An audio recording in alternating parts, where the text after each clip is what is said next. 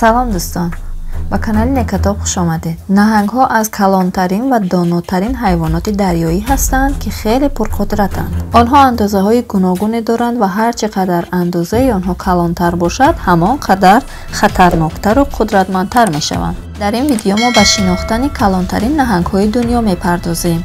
ویدیو رو لایک مانید و آبونه شدن رو فراموش نکنید.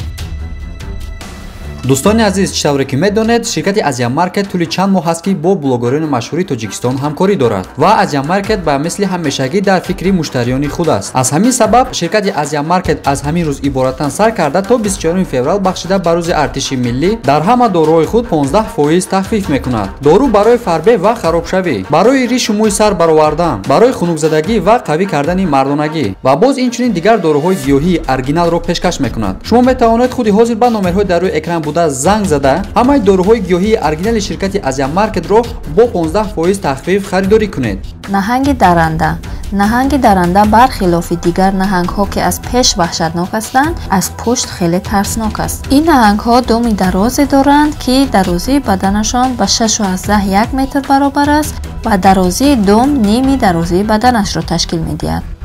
شاید با خود فکر کنید که این دم دراز با او چه لازم است، اما باید بدانید که اساساً این نهنگ درنده با واسطه دمش ماهی ها را شکار میکنند. این گروه نهنگ ها به توده ماهی ها حمله کرده با واسطه دمشان به ماهی ها میزنند و آنها را طعمه خود میکنند. سرعت حرکت دم این نهنگ به 130 کیلومتر در ساعت برابر است. این در حقیقت سرعت بلندی است که اگر با این سرعت دم به موجود برخورد، آن موجود را از پای می افتاند. باید قید کنم که این نمود نهنگ به انسان ضرر نمی رساند.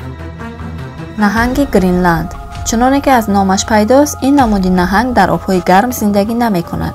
او بیشتر آبی سرد را دوست می دارد و در منطقه اتلانتیک شمالی بیشتر دیده می شود. این نمود نهنگ خیلی بزرگ بوده، درازیش به 7 متر می رسد.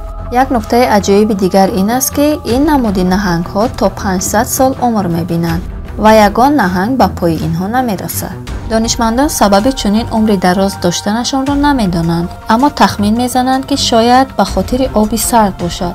یعنی از سبب سرد بودن آبها سرعت متابولیسمی بدن این نهنگ ها خیلی پست است و شاید به همین خاطر پیرشوی آنها نیز دیرتر طول می کشد. بیایید درباره شکار این ماهی گپ میزنیم، چون که او باید شکم خود را سیر کند و شکارچی با قوت است. اساساً شکار این نمود نهنگ سگ‌های آبی و ماهی‌های دستگی هستند. بله، با خوردن چنین خوراک‌ها او تا 500 سال زندگی می‌کند. نهنگ گلیکاپریان، بیشتری حیواناتی که در دور قدیم زندگی می‌کردند ظاهری عجیبی داشتند و با حیوانات عصری ما ظاهراً خیلی فرق می‌کردند. و همین خاطر دانشمندان و باستانشناسان وقتی استخوان‌های این حیوانات را می‌یابند با مشکل زیاد روبرو می‌شوند.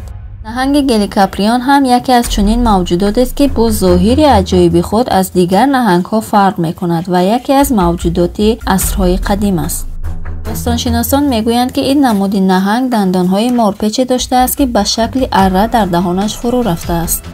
البته عالمان و دانشمندان چنین نمود نهنگ را ندیدند و درباره دهانش و کار دندانهایش با هم اختلاف نظر دارند. اما همه آنها به یک عقیده اند که دندانهای دهانی این ماهی به طور اره می چرخیده است و با چرخیدن طعمه خود را تیکه تیکه می کرده است. اساساً خوراک این نمود نهنگ ها 8 پاها و دیگر آبزیانی که بدن نرم داشتند بوده است تا بتواند به راحتی آنها را خورده هضم کند. این موجود حدوداً 250 میلیون سال پیش زندگی می کرده است و شاید در زمان خودش خطرناکترین نهنگ به حساب می رفته است. نهنگ کریتاکسارینا، چنانه که معلوم است این نهنگ با شهامت‌ترین نهنگ در طول تاریخ به حساب می رفته است. این نهنگ ها از سبب کلان بودنشان طعمه هایی می گرفتند که دیگر نهنگ ها آن طعمه ها را خورده نمی توانند. درازی این نهنگ ها به 8 متر می رسید و تا 5 تن وزن داشتند. سرعت حرکت معمولی این نهنگ به 12 کیلومتر در ساعت برابر بود، اما وقتی طعمه را می دید سرعتش به حد بلند شده به 70 کیلومتر در ساعت برابر می شد. نهنگ های کریتاکسارینا از 103 تا 70 میلیون سال پیش زندگی می کردند و این به آن معناست که آنها با دینازورها هم دور و هم قدم بودند. طعمه این نهنگ هیولاهای دوری خودشان بوده است که این هیولاها به درجه کلان بودند که نهنگ‌های دوری ما را می‌توانستند که طعمه کنند. حالا خود تصور کنید که این نهنگ‌های کریتاکسارینه به چه اندازه بزرگ بودند. البته سبب موفقیت و شهامت این نهنگ‌ها سرعت بلندشان نبوده است. آنها دندان‌های تیزی داشتند که به واسطه آن حتی استخوان‌ها را میده می‌کردند و به همین خاطر آنها ترسناکترین نهنگ‌های عصرهای قدیم به حساب می‌رفتند. نهنگ کلانی سفید. اگر ما نام نهنگ کلانی سفید را در روی خط نهنگ‌های کلان نیاریم، پس روی خط ما ناپورا به حساب می‌رود. بیشتر ما مردم درباره این نماد نهنگ‌ها خبر داریم، چون که در بیشتر فیلم‌ها خطرناک بودن آنها را دیده‌ایم. اما آن فیلم‌هایی که ما می‌بینیم واقعی نیستند.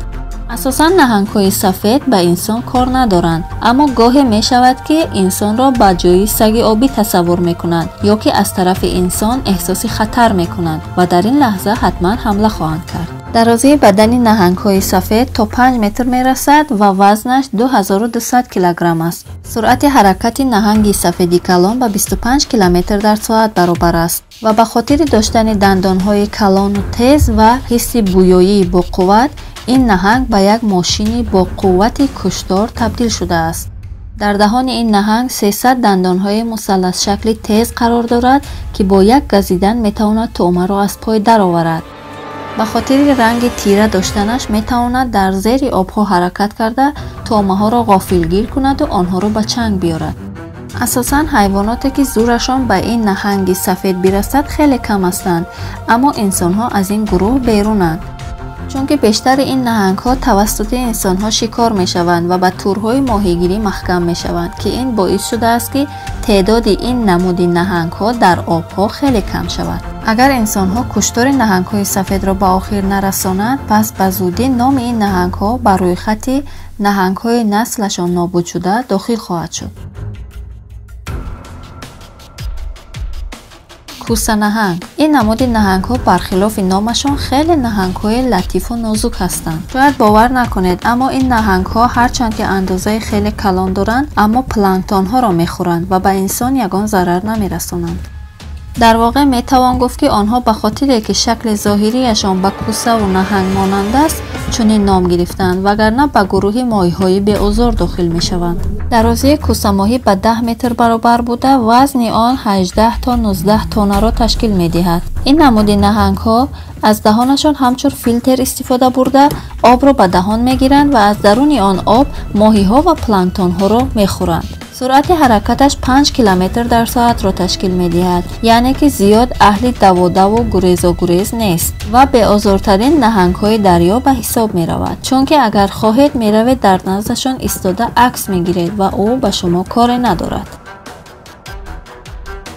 نهنگ پلنگی. هرچند که نهنگ پلنگی به مثل نهنگ‌های سفید مشهور نیستند، اما خیلی وحشتناکتر و درنده‌ترند. درازیشان 5.5 متر و وزنش 900 کیلوگرم است. سبب چنین نام گرفتنشان به خاطر مهارت بلند شکارشان نیست، بلکه در بدنشان خط‌های موجود است که آنها را به پلنگ مانند می‌کنند. این نماد نهنگ‌ها بیشتر در آب‌های اقیانوس آرام دیده می‌شوند و به خاطر رژیم خوراکی که دارند چنین معروف شدند. با رژیم خوراکی آنها همه چیز داخل می شود، از جمله لاک‌پشت ها، سفره ماهی، مارماهی های زهرناک، پلاستیک، چوب و آهن. این نهنگ ها از خوردن آدم روی نمیگردانند و اگر یک بار دهانشان را کشایند آدم را به تمام میبلعند. این به آن معنی است که پلنگ های ببری در هر اکوسیستمی می توانند زندگی کنند، چون که خوراک خود را از هر جا پیدا کرده می توانند.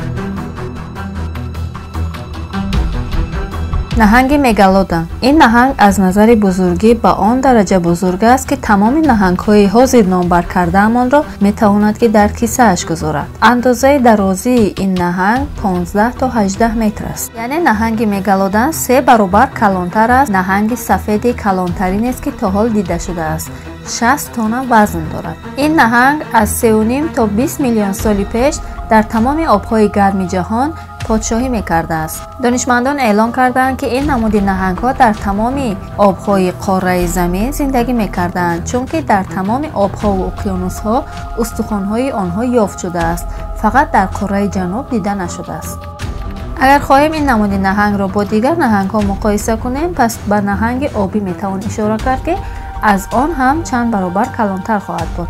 خصوصیت مهمترین مگالودون‌ها دندان‌های آنهاست. هر دندان آنها 18 سانتی متر اندازه دارد و از چنین دندان‌ها 276 دانه در دهان هر یکی آنها دیده می‌شود. خوراک مگالودون‌ها بیشتر ماهی‌های کلان و نهنگ‌ها بودند. چند این مگالودون‌ها شکارچیانی با قوت بودند، اما این آنها را از نابودشوی نگاه نداشت و آنها 3.5 میلیون سال پیش از بین رفتند. سبب اساسی نابود شدن نسل مگالودون‌ها را دانشمندان در خنک آب‌های روی کره زمین دانستند، چون که با خنک شدن آبی دریاها تمام طعمه‌های مگالودون‌ها نیست شده است و آنها از حساب گرسنگی مردند. خب نظر شما در این باره چیست؟ با فکر شما کدام از این نهنگ‌ها خطرناکتر بودند؟ حتما فکر خود را نویسید.